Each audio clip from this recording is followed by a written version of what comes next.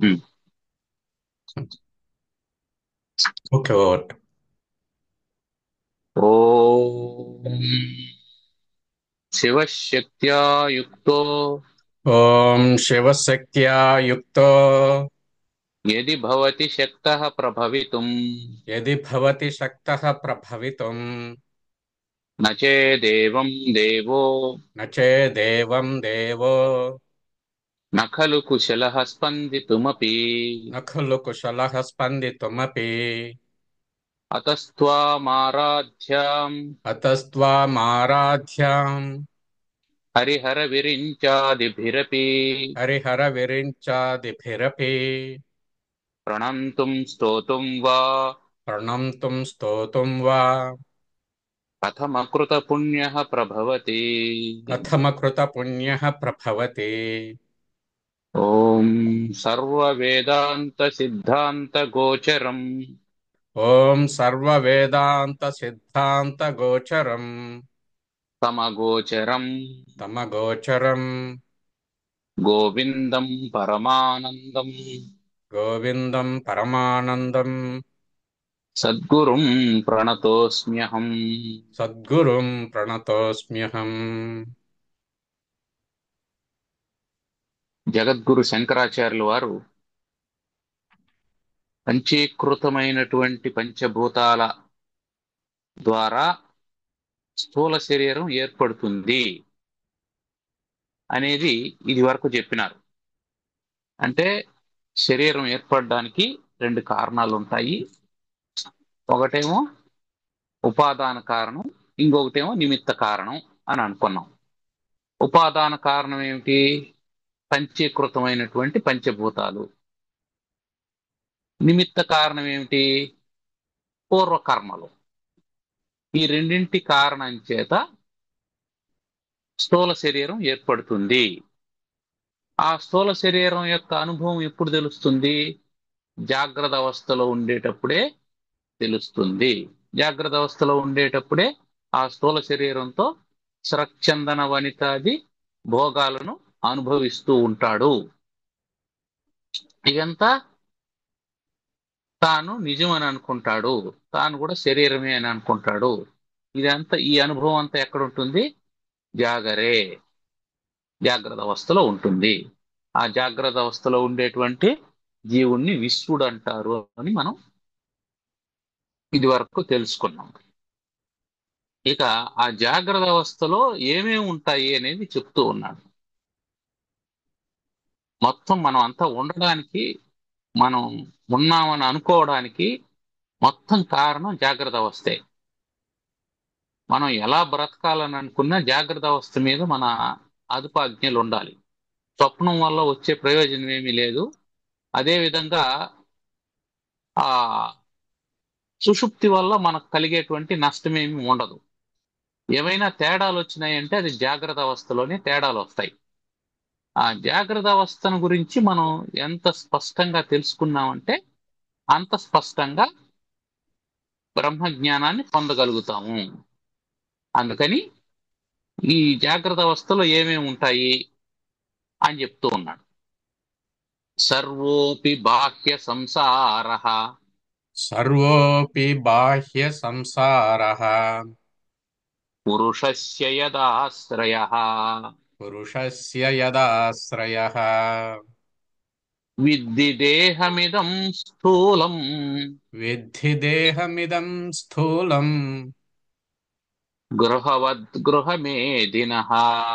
గృహవద్గృహమేధినః.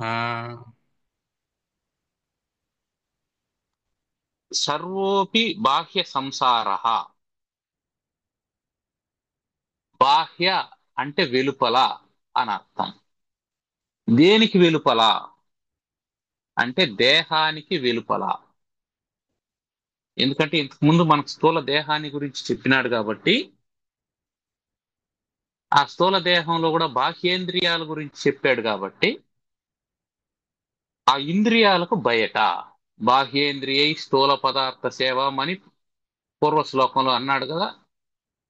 ఆ శరీరము, దానిలో ఉండేటువంటి ఇంద్రియాలు, వాటికి బాహ్యంలో, వాటికి వెలుపల ఏముంది?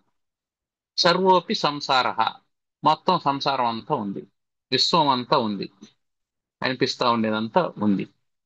ఇప్పుడు పురుషుడు ఏం చేసినాడంటే, పురుషస్య యత్ ఆశ్రయ, ఈ సంసారం అంతా ఈ విశ్వం అంతా ఏమైంది అంటే అది ఆశ్రయంగా ఉంది. ఎవరికి? పురుషస్య, జీవునికి ఆశ్రయంగా ఉంది. ఇక్కడ జీవుడు అంటే జీవాత్మ అని అనుకుందాం. ఆ జీవాత్మకు ఇదంతా ఆశ్రయంగా ఉంది. ఏది ఆశ్రయంగా ఉంది? శరీరము మొదలుకొని శరీరం బయట ఉండేటువంటి విశ్వం అంతా ఆశ్రయంగా ఉంది. ఎందుకు విశ్వం అంతా ఆశ్రయంగా ఉంది అంటే, శరీరంతో పాటు ఆ చుట్టూ ఉండేటువంటి విశ్వం కూడా ఇతని కర్మఫల అనుభవానికే వచ్చినటువంటిది. ఇది గుర్తుపెట్టుకోవాలి మనం. ఈ కర్మలు ఎలా విభజన పొందుతాయి అంటే, వీటిని అనుభవించడానికి కావలసినటువంటి పదార్థాలు శరీరంతో పాటు విశ్వం కూడా, ఆ విశ్వంలో ఉండేటువంటి పదార్థాలు కూడా శరీరం యొక్క తాపానికి లేదా సంతోషానికి కారణం అవుతూ ఉంటాయి. శరీరం మాత్రమే కాదు, ఆ చుట్టూ ఉండేటువంటి పదార్థాలు కూడా. ఇప్పుడు చుట్టూ ఉండేటువంటి పదార్థాలు, శరీరం, ఈ రెండు కలిసినప్పుడు ఈ రెండింటి కలయిక జీవునికి ఇష్టమైందైతే సంతోషం కలుగుతుంది. ఈ రెండింటి కలయిక జీవునికి ఇష్టం లేనిదైతే జీవునికి దుఃఖం కలుగుతుంది. ప్రపంచంలో ఎంతో మంది మనుషులు ఉన్నారు. మనం కాశీకి వెళ్ళాము, చాలా మంది కాశీకి వచ్చినారు. ఆ కాశీలో మనకు ఎదురుగా మనకు నచ్చినటువంటి మనిషి కనిపించాడని అనుకుందాం, అప్పుడు సంతోషం వేసింది. మనకు నచ్చని వ్యక్తి కనిపించాడు అనుకుందాం, దుఃఖం వేసింది. ఎండలో నడుస్తూ ఉన్నాం మనం, చల్లని మజ్జిగ ఇచ్చారనుకోండి ఎవరైనా, సంతోషం వేసింది. వేడి నీళ్ళు ఇచ్చారనుకోండి, సంతోషం కలగలేదు. అంటే ఏమర్థం? ఈ ప్రపంచంలో ఉండేటువంటి పదార్థాలని ఈ శరీరం ద్వారా అనుభవిస్తూ ఉంటాడు జీవుడు. అయితే సుఖ దుఃఖాలని ఎలా ప్రొడ్యూస్ చేస్తాడు, ఎలా ఉత్పన్నం చేసుకుంటాడంటే, నచ్చడం నచ్చకపోవడం అనేటువంటి విషయాన్ని ఆధారంగా చేసుకొని సుఖ దుఃఖాలు వస్తూ ఉంటాయి. కాబట్టి పురుషుడు అంటే జీవుడు ఇది ఆశ్రయ, ఈ మొత్తం సృష్టిని ఆశ్రయంగా చేసుకొని ఉన్నాడు. దానికి ప్రధానమైనటువంటిది ఏమిటి? ఆశ్రయం. విద్ధి దేహమిదం స్థూలం, ఇదం స్థూలం దేహం. ఈ స్థూల శరీరం ఉందే, స్థూల శరీరం అంటే కంటికి కనిపించేటువంటి శరీరం ఉందే, ఇది ప్రాథమిక ఆశ్రయం. ఈ ఆశ్రయం జీవునికి ఎలా అంటే, దాన్ని ఇంకా స్పష్టంగా అర్థం కావడం కోసం, దాన్ని ఇంకా స్పష్టతరం చేయడం కోసం జగద్గురు శంకరాచార్యులు వారు ఒక అద్భుతమైనటువంటి ఉపమానాన్ని చెప్తూ ఉన్నారు. గృహవద్ గృహమేధిన. గృహమేది అంటే గృహస్థుడు, సంసారి. అతనికి గృహవత్ ఇల్లు వలె, ఒక ఇల్లు ఆ గృహ యజమానికి ఏ విధంగా ఆశ్రయమై ఉంటుందో ఆ విధంగా జీవునికి స్థూల శరీరం ఆశ్రయమై ఉన్నది అని చెప్తున్నాడు. అంటే ఏమర్థం? మనం ఇంట్లో ఉన్నాం, మనం ఇంట్లో ఉన్నంతసేపు ఇల్లు మనది అనేటువంటి భావనతో ఉంటాం. ఇల్లు మనదా? మనది ఎప్పటికీ కాదు. కారణం ఏంటంటే, ముందుగా ఇల్లు అయినా పోతుంది, మనమైనా పోతాం. అది మనతో ఉండేది కాదు. పోనీ ఈ ఇల్లు నచ్చలేదనుకోండి, ఏం చేస్తాం? వేరే ఇంటికి మారిపోతాం. ఇదొక్కటి అర్థమైందంటే మొత్తం తత్వం అంతా అర్థమైపోతుంది. ఆ, తనకు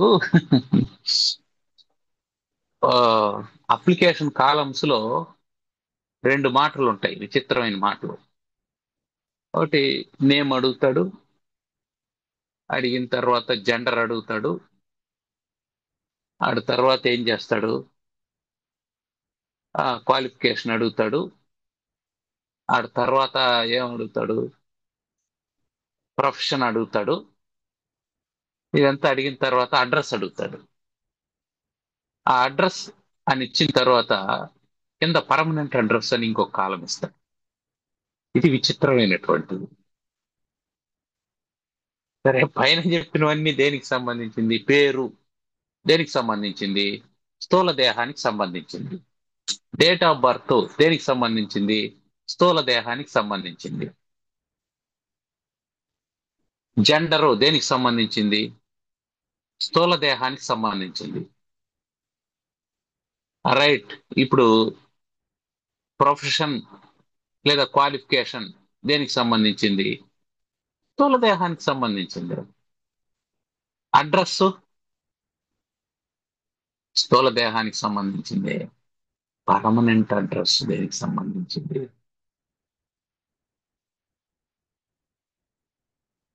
అంటే ఏమనుకుంటున్నాడంటే మనిషి, మనం ఒక చోట పర్మనెంట్ అడ్రస్ అనేది ఏర్పాటు చేసుకొని మళ్ళీ అక్కడక్కడ తిరిగి ఇక్కడికి వచ్చేస్తుంటాము అని అనుకుంటున్నాడు. ఎస్, నిజమే. నీకు పర్మనెంట్ అడ్రస్ ఒకటి ఉంది. నువ్వు తాత్కాలికంగా ఉద్యోగం చేయడం కోసం ఆ ఊరికి వెళ్ళావు. అక్కడ ఒక ఇల్లు బాడుక్కు తీసుకున్నావు. అందులో ఉండవు, నీకు కూడా తెలుసు. That is not yours. You have to leave it. You have to vacate it. దాన్ని నువ్వు వదిలిపెట్టేయాల్సిందే, దాన్ని ఖాళీ చేయాల్సిందే. మళ్ళీ నువ్వు ఎక్కడైతే ప్రారంభమయ్యావో అక్కడికి రావాలి. ఇది కదా నీ పర్మనెంట్ అడ్రస్ అని రాశావు. అట్లాగే ఒక మనిషికి ఎలాగైతే పర్మనెంట్ అడ్రస్ అనేది నామకే వాస్తే ఉంటుందో, అట్లా జీవుడు ఏమనుకుంటున్నాడు, పర్మనెంట్ అడ్రస్ శరీరం అని అనుకుంటున్నాడు. కానీ గృహవత్ గృహమేదినః, ఇంటి యజమాని ఇల్లును ఏ విధంగా ఆశ్రయం చేసుకొని ఉంటాడో ఆ విధంగా జీవుడు ఉంటాడు. ఇప్పుడు ఏమవుతుంది, ఇంట్లో ఎవరు కాపురం లేదంటే దాని కళ పోతుంది, మెల్లమెల్లగా మెల్లమెల్లగా నశించిపోతుంది. అంతే ఈ శరీరం కూడా. దీంట్లో నుంచి ఖాళీ చేసి జీవుడు వెళ్ళిపోయినాడు అనుకోండి, ఇదేమవుతుంది, మెల్లగా కుళ్ళిపోయి పురుగులు పట్టిపోయి నశించిపోయి మట్టిలో కలిసిపోతుంది. అట్లాగే ఇల్లు కూడా ఏమవుతుంది, ఎవరు కాపురం లేదనుకోండి, ముందుగా ఇంట్లో చెత్త పేరుకుపోతుంది. ఆ చెత్త మీద చెదులు వస్తాయి.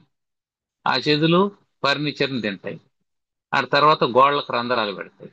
వర్షం వస్తుంది, గోడ పడిపోతుంది. ఇదంతా మెల్లమెల్లగా కూలిపోతాయి. అంతే, మెయింటెనెన్స్ లేకపోతే. మెయింటెనెన్స్ ఎప్పుడు ఉంటుంది? కాపురం ఉంటే ఉంటుంది.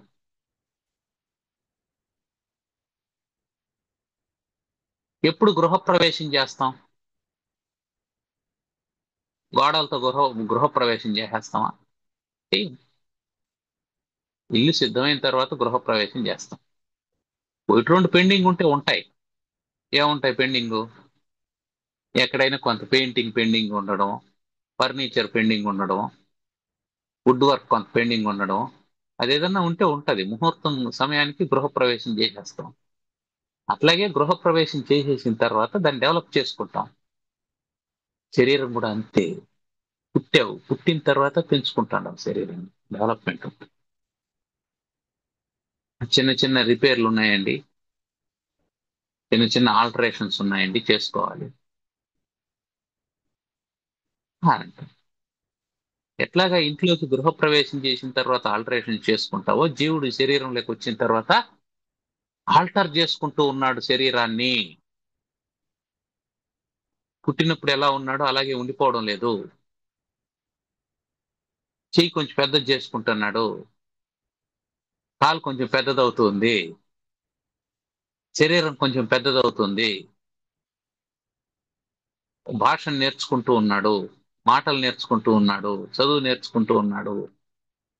ఆల్టరేషన్ అంతా ఆల్టరేషన్. గృహప్రవేశం చేశాడు, ఆ ఇది జరుగుతూ ఉంటుంది.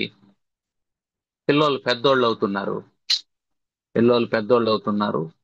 వాళ్ళు చదువుకోవడానికి ఒక రీడింగ్ రూమ్ ఉంటే బాగుంటది అని ఏం చేస్తాడు, ఫస్ట్ ఫ్లోర్ వేస్తాడు.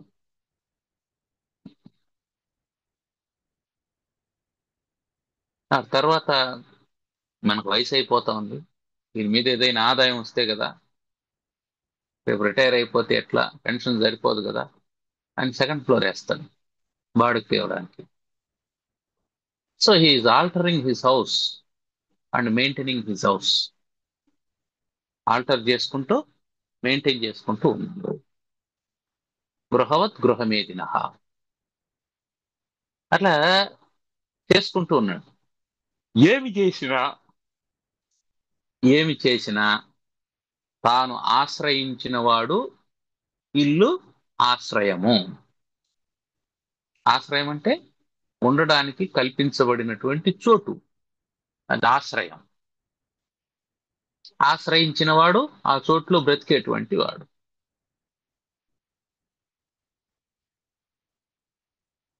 అందువల్ల దీన్ని మెయింటైన్ చేస్తూ ఉన్నంత కాలం ఇది బాగుంటది. మెయింటైన్ చేయకపోతే పాడైపోతుంది. అందుకని ఇల్లుని శుభ్రంగా మెయింటైన్ చేసుకోవాలి.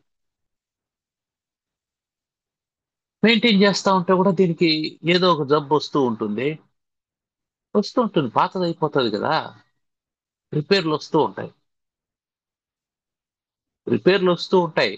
దీనికి ప్లంబర్ అవసరం, పెయింటర్ అవసరం, కార్పెంటర్ అవసరం, మేస్త్రి అవసరం. ఆ, కొత్త ఇల్లండి, అప్పుడే బీటలు వచ్చేసినాయి, గోడ నెర్రలు జీలిపోయి ఉంటుంది. ఏ విషయం? కన్స్ట్రక్షన్ లో ఫాల్ట్ ఉంది, కర్మ ఉంది, కర్మ.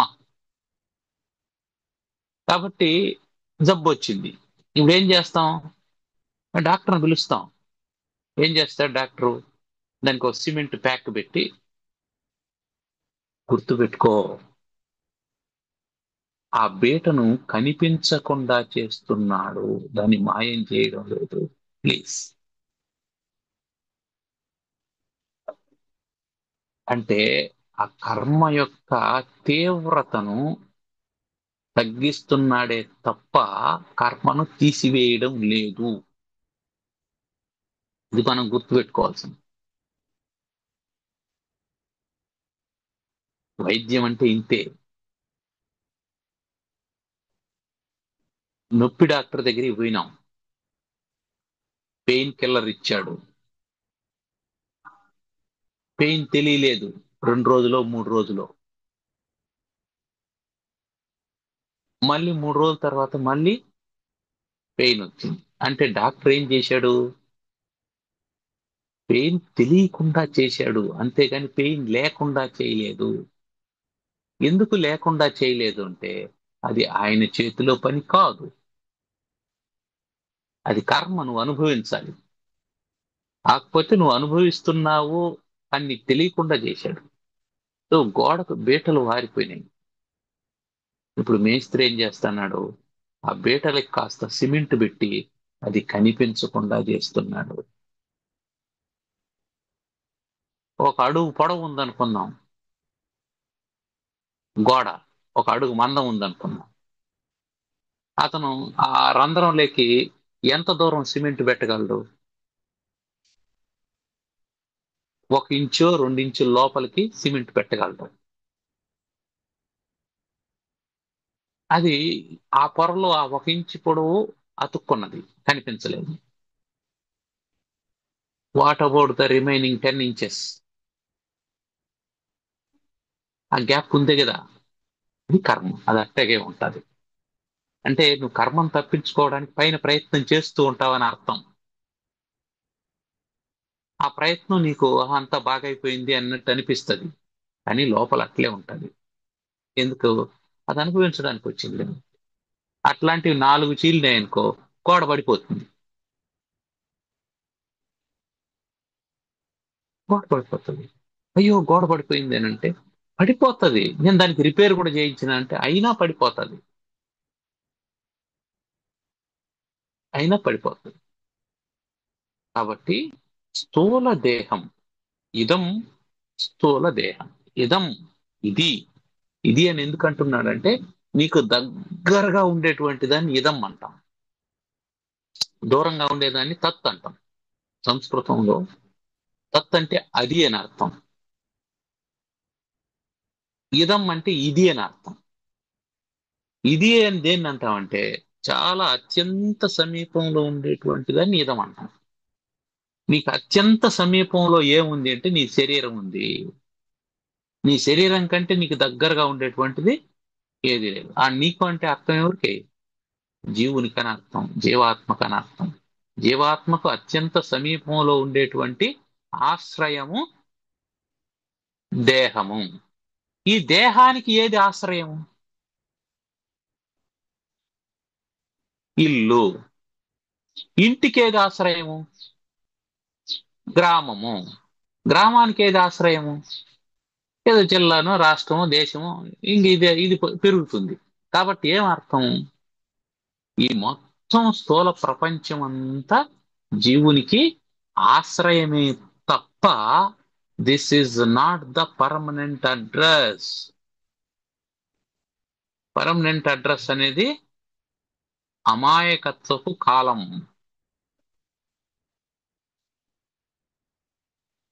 It is an ignorance. కాబట్టి సర్వోపి బాహ్య సంసార. ఇప్పుడు బాహ్య సంసారము. సంసారం అంటే జారిపోయేది అని అర్థం. సంసారం అంటే జారిపోయేది అని అర్థం. బాహ్య సంసారం అంటే వెలుపల ఉండి జారిపోతూ ఉన్నటువంటిది. ఏ జారిపోతా ఉంది అని ఎప్పుడు తెలుస్తుంది నీకు? నువ్వు పట్టుకుంటే తెలుస్తుంది అది జారుతుందా జారదా అని. నువ్వు ఎప్పుడు పట్టుకుంటాండావు? ఎప్పుడు నీకు జన్మం మొదలైందో అప్పుడు పట్టుకుంటున్నావు. కానీ అది నీతో ఉండడం లేదు, అది జారిపోతూ ఉంది. ఉండాలని అనుకుంటున్నావు, ప్రతిదీ నీతో ఉండాలని అనుకుంటున్నావు. నువ్వు ఇదేన్ని ఉండాలి అని పట్టుకుంటాండావో అది నీ చేతిలో నుంచి జారిపోతూ ఉంది. అది దొరికినప్పుడు అబ్బా నాకు దొరికింది అని సంతోషపడుతున్నావు. అది జారిపోయినప్పుడు అయ్యో పోయింది అని అనుకుంటున్నావు. ఇప్పుడు చేపలు పట్టడానికి వెళ్ళాడు. వెళితే ఓ పెద్ద చేప వాడి కాళ్ళ దగ్గరకు వచ్చింది నీళ్ళల్లో నిల్చుకొని ఉంటే. వాడు చాలా తెలివిగా 2 చేతులతో ఆ చేపను ఒడిసి పట్టుకునేశాడు. ఒడిసి పట్టుకొని చుట్టూ ఉండే వాళ్ళకి చూపించి, ఇట్లా పైకి ఎత్తి చూపించి ఇదిగో నాకు చేప దొరికింది చూడండి అని సంతోషంగా అందరికి చూపించాడు. ఆ చేప ఎవడి చేతికైనా దొరికినప్పుడు అది వాడి చేతిలో ఉండాలని అనుకోదు. దాని స్వభావం అది.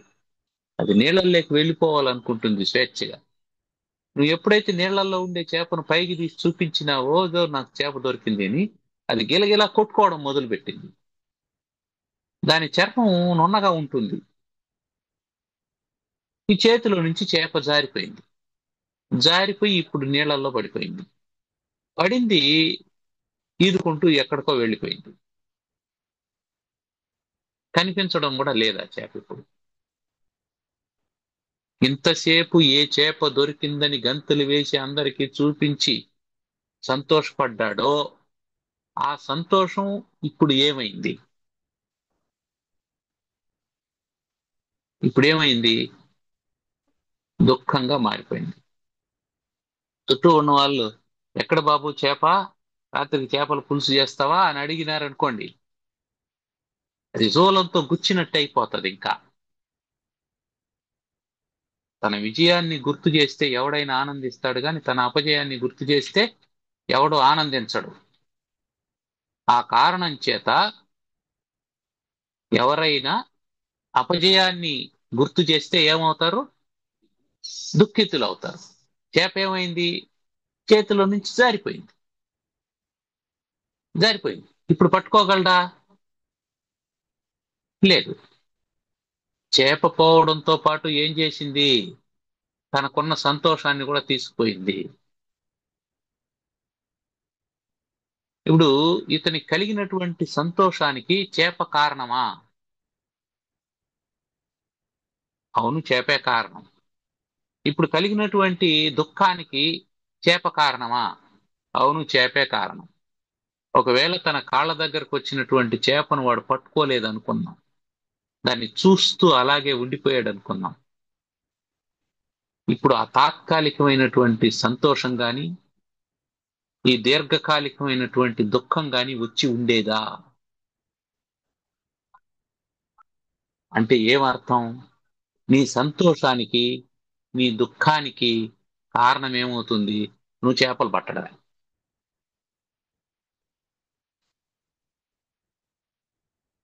అండ్ నీ కాళ్ళ దగ్గరికి వచ్చిందే ఆ చేప, ఇటు అటు తిరుగుతుంది, కాళ్ళకు తగులుతుంది, చూడు, ఆనందించు, ఏ భలే ఉంది చేప అని అనుకో. నీళ్ళల్లో ఎంత క్యూట్ గా స్విమ్ చేస్తుంది ఇది అని అనుకో. దీనికి ఈత ఎవరు నేర్పించారబ్బా అని అనుకో. దీనికి అన్నం ఎవరు పెడతారని అనుకో. ఏదేదో ఆలోచించి దాని గురించి, అసలు ఇంత ఇంత అందంగా దీన్ని ఎట్లా డిజైన్ చేశారని అనుకో. అవన్నీ చెయ్యి. కాసేపటికి అది వెళ్ళిపోతుంది, నువ్వు వెళ్ళిపో. నీకేమైనా దుఃఖం ఏం కలిగిందా? ఆనందం కలిగిందా? ఏమీ లేదు. ఉదాసీనం. ఉదాసీనంగా ఉండు. ఎప్పుడైతే అది కావాలని అనుకున్నావో, ఎస్, దొరుకుతుంది. జాగ్రత్తగా ప్రయత్నం చేస్తే దొరుకుతుంది. దాని ప్రయత్నం అది కూడా చేస్తూ ఉంటుంది దొరకకూడదని. నువ్వు గట్టిగా పట్టుకోగలిగితే ఉంటుంది, లేదంటే అది పోతుంది. ఇప్పుడు ఇంకొక విషయం చెప్తాం. అదే చేప కథ. నువ్వు చిన్న చేపను చేతిలో పట్టుకుంటున్నావు. ఏ, నాకు చేప దొరికింది, చేప దొరికింది. ఇప్పుడు దానికంటే పెద్దది నీ కాళ్ళ దగ్గరకు వచ్చింది. ఇప్పుడు ఏం చేస్తావు? కాసేపు ఆగుంటుంటే ఈ చిన్నదాన్ని కాకుండా పెద్దదాన్ని పట్టుకొని ఉండొచ్చు. ఇప్పుడైనా ఏమైపోయింది? చిన్నదాన్ని వదిలేసి పెద్దదాన్ని పట్టుకున్నాం అని టపి మందిని నీళ్ళల్లో వదిలేస్తాం. ఆ సౌండ్కి పెద్దది కూడా వెళ్ళిపోతుంది.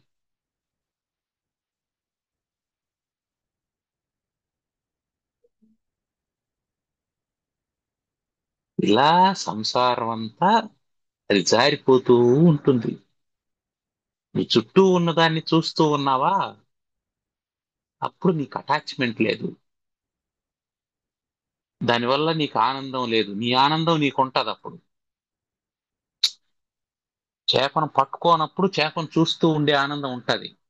అది వచ్చింది చూసావు, రాలేదు చూడవు. ఆ పోయింది బాధపడవు. చేప వచ్చింది పోతదని తెలుసు కాబట్టి బాధపడవు, ఉదాసీనంగా ఉంటావు. అంటే అక్కడ ఏ ఆనందం ఉంది? నీ ఆనందం నీకుంది దాన్ని చూస్తూ ఉన్నప్పుడు. దాన్ని కావాలనుకున్నప్పుడు ఆనందం ఎట్లొస్తుంది?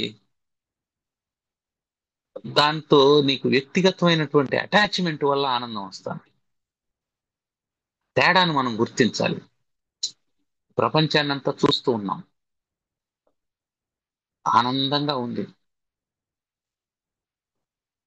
ఇది మనకు కావాలనుకున్నాం. అప్పుడు ఇంక ప్రయత్నం ప్రారంభం అవుతుంది. ఎప్పుడు ప్రయత్నం ప్రారంభమైందో దాన్ని అనుసరించి దుఃఖం కూడా ఉంటది.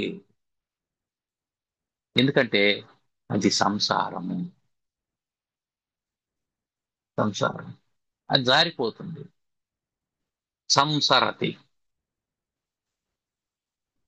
జారిపోతూ ఉంటుంది. అది సంసారం అంటే. ఎందుకు జారిపోతుందంటే అది బాహ్యంలో ఉంది కాబట్టి జారిపోతుంది. ఆ బాహ్యంలో ఉండేదాన్ని అంతరంగంలోకి తీసుకున్నాం అనుకో, బాహ్యంలో ఉండేది జారిపోయినప్పుడు అంతరంగంలో ఉండేది కూడా జారిపోతుంది. బాహ్యంలో ఉండేది జారిపోతుందని తెలిసినా నువ్వు ఎప్పుడైతే అంతరంగంలోకి తీసుకుంటావో అప్పుడు జారిపోకూడదు అనుకుంటావు కాబట్టి దుఃఖం పెరిగిపోతుంది. బాహ్యంలో నీకు తెలుసు పుట్టినటువంటి వాళ్ళందరూ మరణిస్తారని, నీ కళ్ళ ముందు ఎంతో మంది చనిపోతూ ఉంటారు. It is quite natural. కానీ ఎవరో ఒకరు చనిపోయినప్పుడు నువ్వు ఎందుకు ఏడుస్తున్నావు అంటే, ఆ బాహ్యంలో ఉండే వాళ్ళను నువ్వు అంతరంగంలోకి తీసుకున్నావు, నా వాళ్ళు అనుకున్నావు. నా వాళ్ళు కాబట్టి పోయారు కాబట్టి దుఃఖిస్తున్నావు. కానీ నీకు తెలియాల్సింది ఏంటంటే, నువ్వు నా వాళ్ళని అనుకున్నా అనుకోకపోయినా జారిపోయేదే. నువ్వు అనుకుంటూ ఉన్నటువంటి నా దేహం అని అనుకుంటూ ఉన్నటువంటి నా గృహం అని అనుకుంటూ ఉన్నటువంటి శరీరం కూడా పోతుంది. ఒకతను 20 ఏళ్ల వయసులోనే ఇల్లు కట్టాడు. అతనికి 70 ఏళ్ళు వచ్చింది.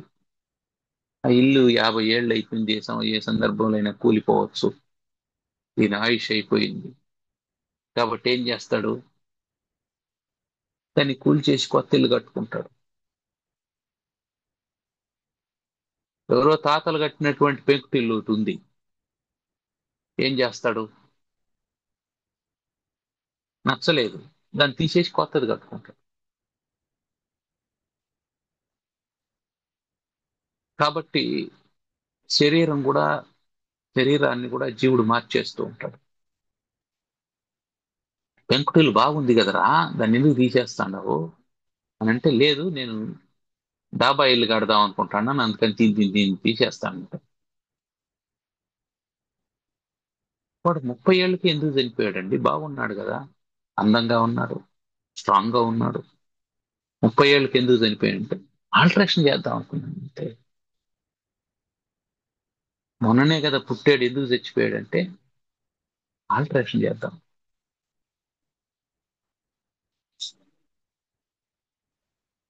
ఆల్టరేషన్ చేద్దాం అనుకున్నాడు, ఏం చేయలేదని అంటే లోన్ శాంక్షన్ కాలేదు. లోన్ శాంక్షన్ అయినాక కదరా ఇల్లు కట్టాలా అని చెప్పంటే ప్లాట్ చూపిస్తే లోన్ ఇస్తాం అన్నారు. అందుకని ఇల్లు కొట్టేసాడు. అయిపోయింది. ఎట్లా ఉంటారు?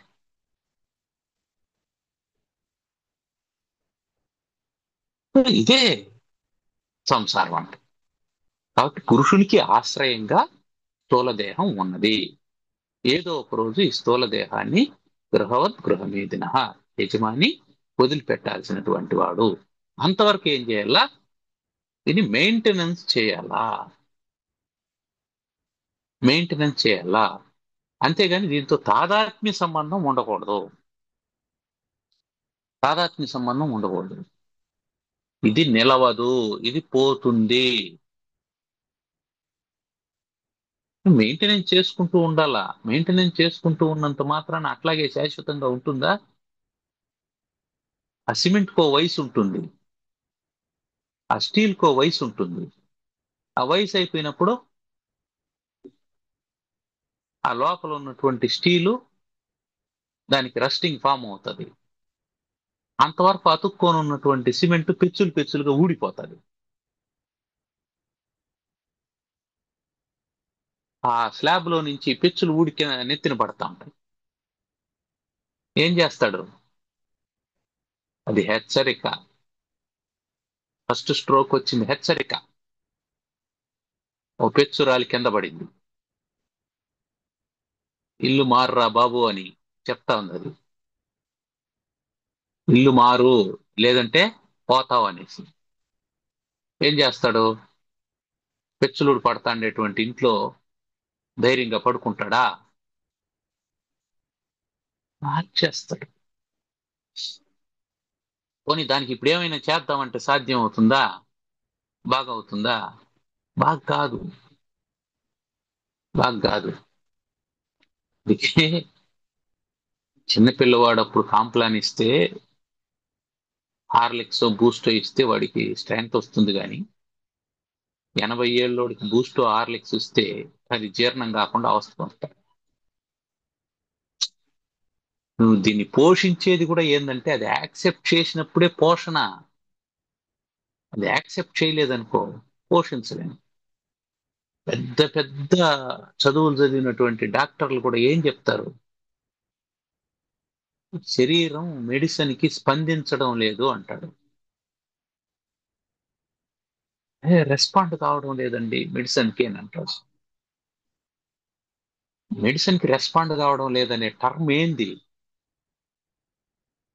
అంటే, జీవుడు ఇల్లు ఖాళీ చేయాలనుకుంటున్నాడు. ఖాళీ చేయాలనుకున్న తర్వాత ఇంకేమీ లేదు, నువ్వు సపోర్ట్ చేయాలంతే. మీ కాలనీలో ఇంకేదైనా ఇల్లుంటే చెప్పాలా, అంతేగాని వాడిని కన్విన్స్ చేసే ప్రయత్నం చేయకూడదు. నేను ఇల్లు ఖాళీ చేస్తాడానంటే, మా ఊర్లో ఉంది ఇల్లు ఉంది, లేదా మా కాలనీలో ఉంది, లేదా మా ఇంట్లో పై పోర్షన్ ఉంది అని చెప్తే చెప్పచ్చు నువ్వు. అంతేగాని ఇల్లు ఎందుకు ఖాళీ చేస్తావు, ఎన్నేళ్ళ నుంచి ఉండవు దీంట్లో అని చెప్పి అన్నావు అనుకో, నెక్స్ట్ టైం నీకు చెప్పడు. నీకు చెప్పకుండా ఖాళీ చేసి వెళ్ళిపోతాడు. వాడు చెప్తే ఏదో ఒకటి అడ్డం మాట్లాడుతుంటాడు. అది జీవుని యొక్క యథాతథ స్థితి. బాహ్య సంసారం అంటే చేతిలో నుంచి జారిపోతూ ఉంటుంది. నువ్వు కాదు, కొన్ని కోట్ల మంది ఇది వరకు దీన్ని పట్టుకోవాలని ప్రయత్నం చేసినారు. చిక్కినట్టే చిక్కింది, ఎవరి చేతిలోనూ లేదు.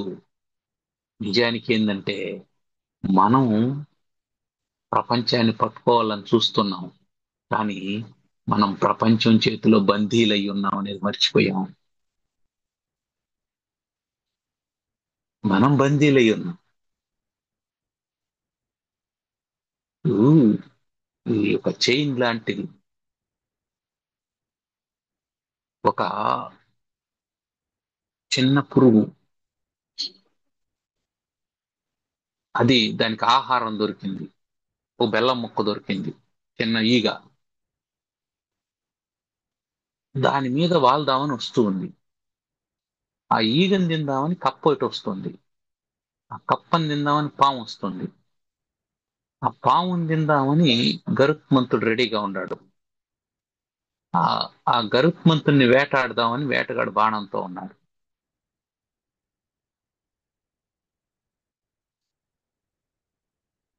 ఎవరికి ఏది తెలియదు. ఎవరికి ఏది తెలియదు. వాళ్ళకి ఎదురుగా ఉండేది మాత్రమే కనిపిస్తూ ఉంటుంది, వెనకుండేది అర్థం కాదు. ఆ ఈగకు ఎదురుగా బెల్లం ముక్క ఉంది, దాని వెనక కప్పు ఉంది. కప్పకు ముందర ఈగ ఉంది, దాని వెనక పాము ఉంది. పాముకు ముందర కప్పు ఉంది, దాని వెనక గరుత్మంతుడు ఉన్నాడు. గరుత్మంతునికి ముందర పాము ఉంది, దాని వెనక వేటగాడున్నాడు. ఈ ముందు వెనకల్ని జాగ్రత్తగా ఆలోచన చేసినామంటే, ముందు స్థూల దేహాన్ని పోషించడానికి కావాల్సింది ఉంది, వెనక స్థూల దేహాన్ని వదిలేయడానికి కావాల్సింది ఉంది. అంటే రెండు సైమల్టేనియస్ గా ఉంటాయి. రెండు సైమల్టేనియస్ గా ఉంటది. కాబట్టి బాహ్య సంసారం పురుషునికి ఆశ్రయమై ఉంటది. పురుషునికి ఆశ్రయమై ఉంటది. ఏ విధంగా అంటే, యజమాని ఇంట్లో ఉన్నట్టు అని. అటువంటి ఈ స్థూల శరీరానికి, ఈ స్థూల దేహం అన్నాడు కదా, ఈ స్థూల దేహానికి ధర్మాలే ఉంటాయి. మనం ఏదేది మన జీవితం అనుకుంటున్నామో అవన్నీ కూడా స్థూల శరీరం యొక్క ధర్మాలే అని నిరూపించే ప్రయత్నం చేస్తున్నారు. అప్పుడు మనకు వాటి మీద వ్యామోహం పోతుంది. స్థూలస్య సంభవ స్థూలస్య సంభవ జరా మరణాని ధర్మాః జరామరణాని ధర్మాః స్థౌల్యాదయో స్థౌల్యాదయో బహువిధాః बहुविधाः शिशुताद्यवस्थाः शिशुताद् अवस्थाः शिशुताद्यवस्थाः शिशुतार्घ्यवस्थाः वर्णाश्रमादिनियमा वर्णाश्रमादिनियमा बहुधा मया स्युः बहुधा मया स्युः पूजावमान पूजावमान बहुमानमुखा विशेषाः बहुमानमुखाविशेषाः స్థూలస్య అంటే స్థూల దేహస్య, ఈ స్థూలమైనటువంటి దేహానికి ధర్మాహ ధర్మాలు ఏమిటి? ఈ స్థూల దేహానికి ధర్మాలు నెంబర్ 1 సంభవ, పుట్టుక, జరా ముసలితనం, మరణాన్ని. పుడుతుంది, ముసలిదవుతుంది, మరణిస్తుంది స్థూల శరీరం. అంటే ముసలిదవుతుంది అంటే అర్థం ఏమిటి? పరిణామానికి లోనవుతుంది. పుట్టిన తర్వాత అది చనిపోతుంది అంటే అది సరే, పుడతనే చనిపోయింది అని అనుకోవచ్చు. ఆ మధ్యలో జరాన్ని ఎందుకు పెట్టాడంటే ఆయన పుడతనే చనిపోలేదు, మధ్యలో ఆ స్థూల శరీరం అనేకమైనటువంటి పరిణామానికి లోనైంది. పుట్టినప్పుడు చిన్న పిల్లవాడుగా ఉన్నాడు, ఆ తర్వాత స్థౌల్యాదయో బహువిధాః శిశుతాద్యవస్థాః. స్థౌల్యాదయో స్థూలత్వం, లావు కావడం, పెరగడం. ఆదయో అంటే మొదలైనటువంటివిని, లావు కావడం, సన్నం కావడం, పెరగడం, తరగడం, ఇవన్నీ బహువిధాః, ఇవి అనేకమైనటువంటివి. అదేవిధంగా శిశుతాది, శిశుత ఆది అవస్థాః. శిశుత అంటే పసివాడుగా ఉండడం, మొదలైనటువంటి అవస్థలు. అంటే పసివాడుగా ఉన్నాడు, ఆ తర్వాత పెరిగాడు, యవ్వనాన్ని పొందాడు, వృద్ధాప్యాన్ని పొందాడు, ఈ అవస్థలన్నీ వచ్చాయి. ఈ స్థూలత్వం దేనికి? శరీరానికి. లావు కావడం అంటే ఏది లావైంది? శరీరం లావైంది. సన్నబడ్డాడంటే ఏది సన్నబడ్డింది? శరీరం సన్నబడింది. పసిబాలుడు అంటే దేన్ని చూసి పసిబాలుడు అన్నావు? వాడు ఆలోచన విధానాన్ని చూసా? శరీరాన్ని చూసి. వాడు యవ్వనంలో ఉంటాడంటే దేని చూసి యవ్వనంలో ఉంటాడన్నావు? శరీరాన్ని చూసి. మీసాలు గడ్డలు వచ్చేసేవాడికి యువకుడు అయిపోయినాడు అని అంట. కాబట్టి స్థూలస్య, స్థూలస్య ఇవన్నీ దేనికి? స్థూల శరీరానికి. అంతేనా? ఇవి మాత్రమే ఉన్నాయా? వర్ణాశ్రమాది నియమాహ. వర్ణం, ఇప్పుడు బ్రాహ్మణుడు, క్షత్రియుడు, వైశ్యుడు, వీడు శూద్రుడు అనే వర్ణాలు. దేన్ని బేస్ చేసుకొని? వాని పుట్టుకను బేస్ చేసుకొని, సంభవాన్ని, ఏ తల్లిదండ్రులకు పుట్టాడనే దాన్ని బట్టి.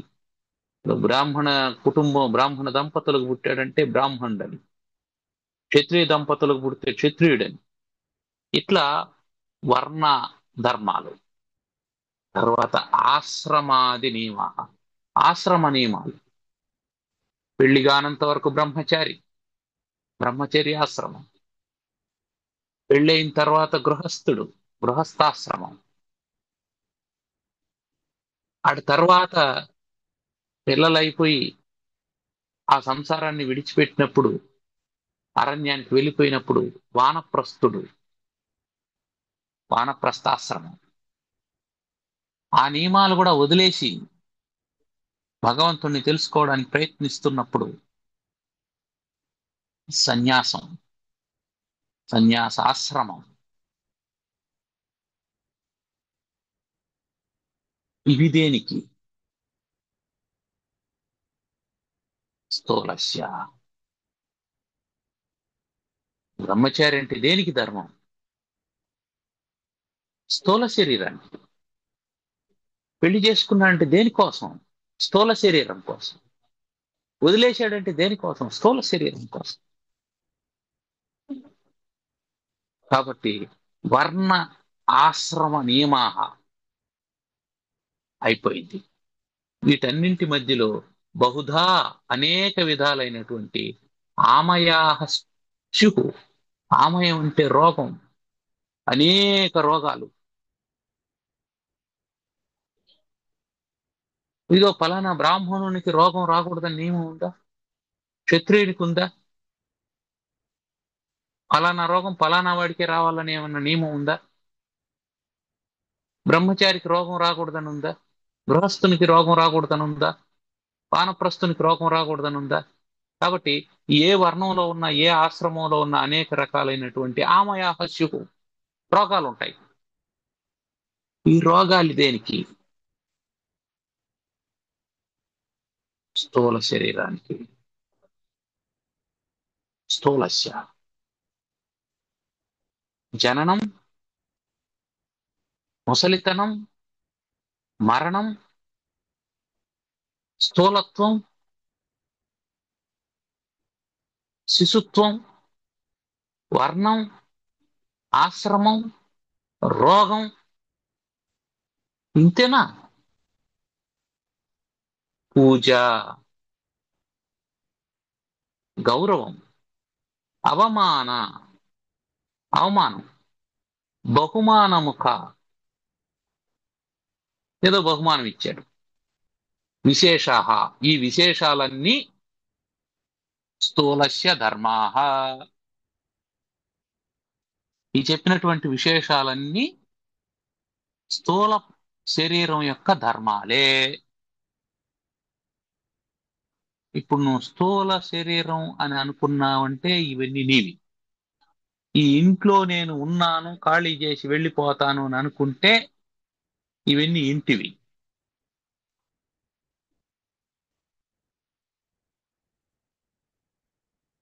కిటికీకి అద్దం పగిలింది.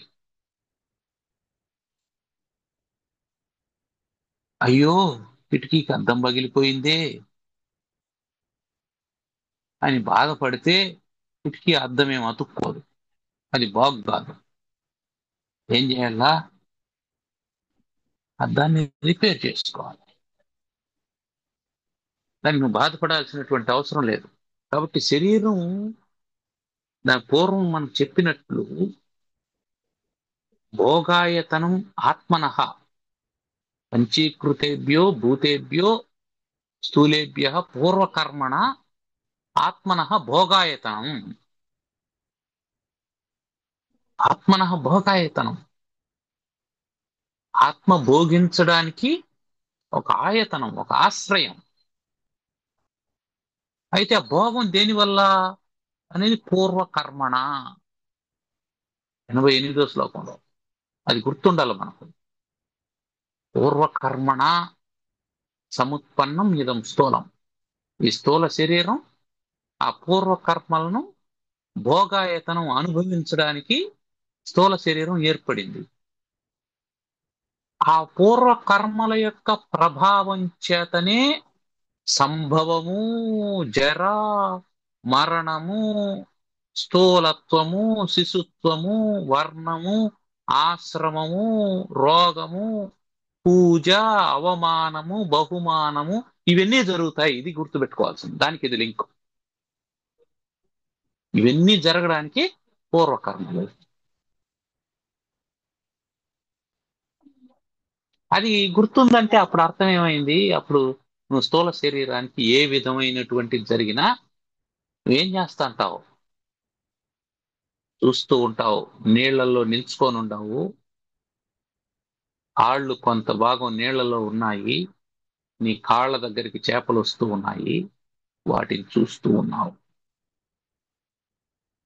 అవి వస్తాయి, నీ కాలు చుట్టూ తాకుతాయి, వెళ్ళిపోతాయి. కాసేపు నువ్వు నీళ్లలో నుంచి బయటకు చేస్తావు. అప్పుడు నీకు సంతోషం ఉంటుంది తప్ప దుఃఖం ఉండదు.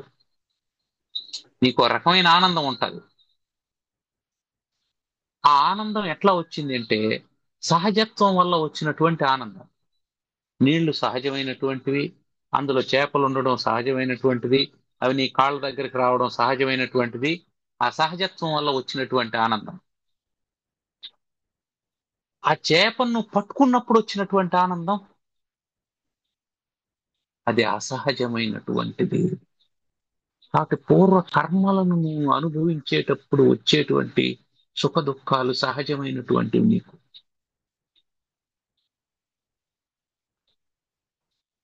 అలా కాకుండా నీ సంకల్పంతో వస్తే అవి అసహజమైనటువంటి, అవి వాటి ప్రభావం ఎక్కువగా ఉంటుంది. నీ కాళ్ళ దగ్గరకు వచ్చినటువంటి చేప వెళ్ళిపోయింది, నువ్వు గట్టుకొచ్చేసినావు, నీకేం బాధ లేదు. నువ్వు దాన్ని పట్టుకోవాలనుకున్నావు, చేతికి దొరికింది చేప, అది జారిపోయింది, వెళ్ళిపోయింది. ఇప్పుడు బాధ ఉంటుంది. ఇది తేడా. పూర్వకర్మలను అనుసరించి యథావిధిగా జరిగిపోతుంది, దాన్ని చూస్తూ ఉన్నాము అని అంటే నీకు దుఃఖం లేదు. అది కావాలి అని అనుకున్నప్పుడు ఆ సంకల్పం వల్ల నీకు దుఃఖం వస్తుంది. కావాలి అని అనుకుంటాండేది ఎదురు, అది స్థూల శరీరమా కాదా? కావాలనుకునేది స్థూల శరీరం అవునా కాదా? స్థూల శరీరం అంటే అది దేంతో కావాలని అనుకుంటుంది? స్థూల శరీరం, స్థూల శరీరంలో ఏముండయి? కాళ్ళు ఉన్నాయి, కాళ్ళతో కావాలనుకోలేంది.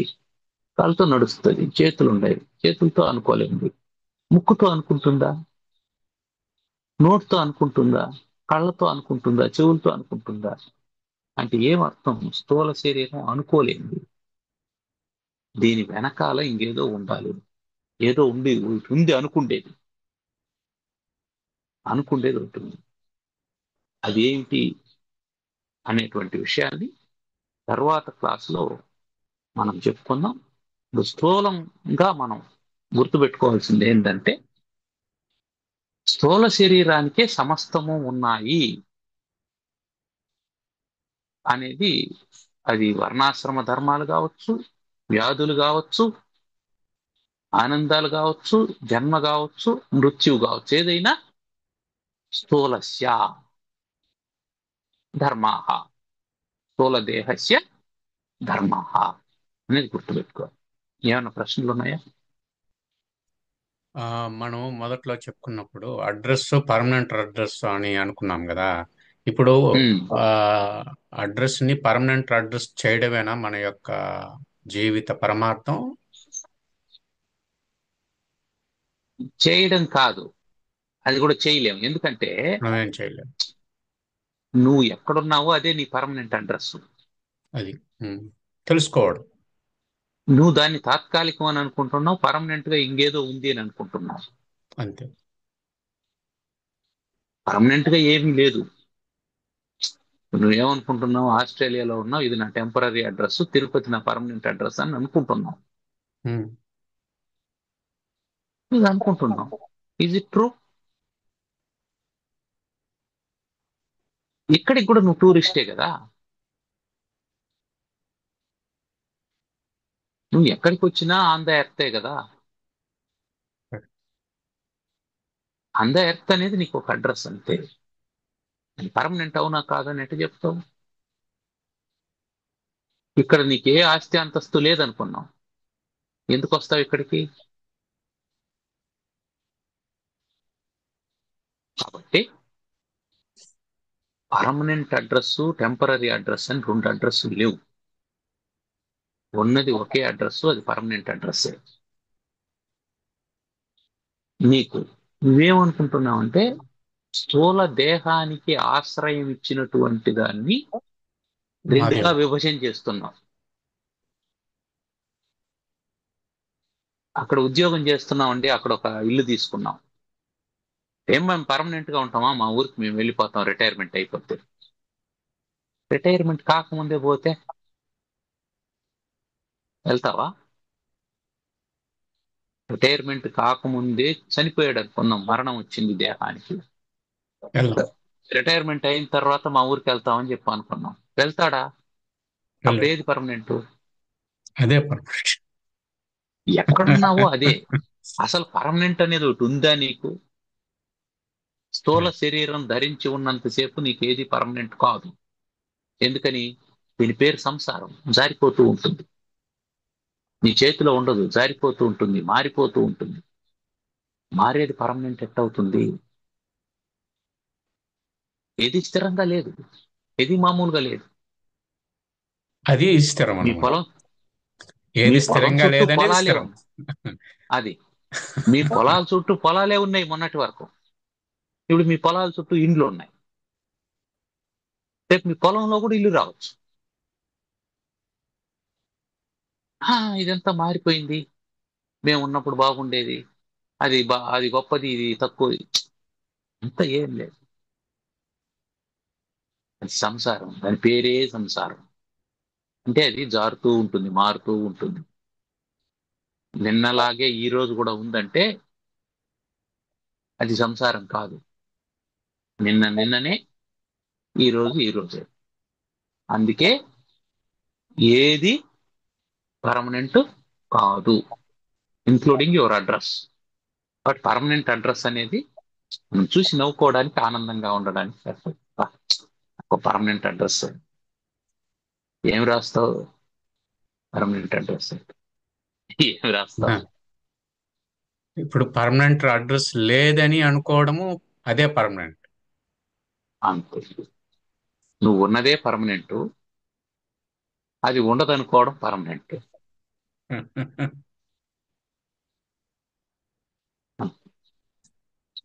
రైట్, ఇంకా కంక్లూడ్ చేద్దాం.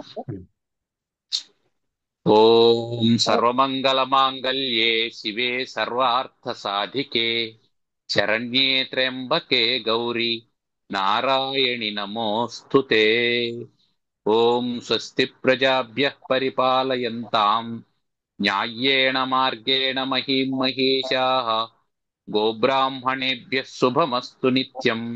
లోకాः సమస్తాः సుఖినో భవంతు. ఓం శాంతి శాంతి శాంతి. ధన్యవాదాలు. ధన్యవాదాలు.